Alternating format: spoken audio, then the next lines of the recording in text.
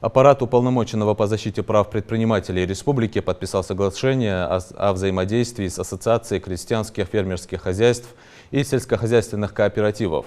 В приоритете обеспечение законности и правопорядка в регионе и защита прав и интересов работников сельскохозяйственного сектора.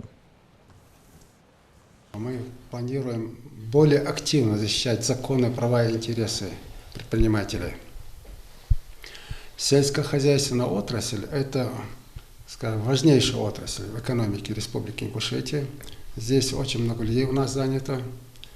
И очень важно, чтобы отдача от тех денег, которые вкладывает государство в эту отрасль, чтобы они доходили до цели, чтобы были результаты. Согласно статистике, у нас результаты неплохие, но могут быть и еще лучше. В Ингушетии около 2000 КФХ и кооперативов. Агропромышленный комплекс – один из наиболее динамично и эффективно развивающихся секторов экономики региона. За последние несколько лет увеличилось поголовье скота на 130 тысяч голов, рост урожая зерновых и бобовых составил 900 тысяч тонн. Увеличилось производство молока, поголовье птицы и мелкорогатого скота. В сфере производства зерна у нас, а также прогрессирует животноводство.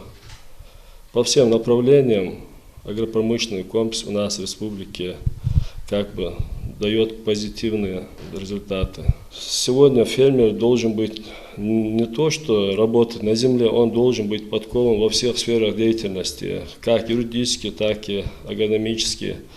В сфере с юридической стороны наше соглашение многим фермерам поможет решать свои проблемы, которые возникают у них в наше непростое время, юридическое сопровождение, консультативное